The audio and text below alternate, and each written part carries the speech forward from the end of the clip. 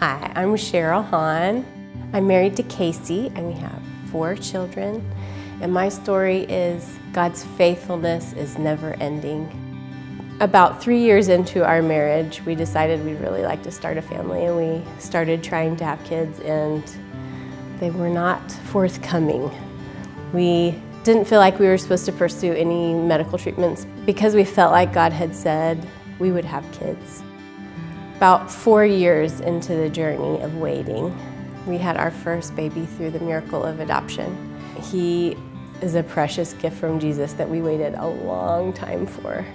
And still, my heart's desire was to carry a baby, to deliver a baby. I didn't want to be ungrateful for God's provision in our life, but that desire was there. I wish I could say I struggled well in the wait. It was a really hard wait for me. A lot of the time I wrestled and I was so discouraged and so disappointed with God time and time again. I had to come back to the fact that the truth was that God is good, that He's faithful, and I have to declare it over myself even though I don't feel it, I don't see it, and it would bring me back to the place of hope.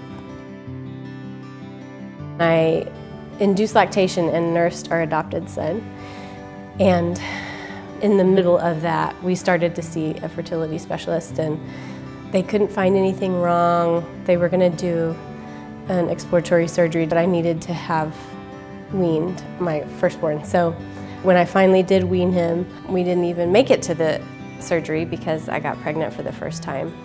I miscarried about 10 days after I'd gotten it, but it gave us such hope. It had been 6 years of trying. We got pregnant just a few months later, and I carried that baby full term, and he was born on Leap Day, which was his dad's birthday, and it was so special. My story continues past adoption and carrying baby number 1. We got pregnant with a second baby and delivered her about 18 months later, and then had another little girl about 2 years later. Life changed pretty quickly. It got really crazy and full and wonderful really quickly.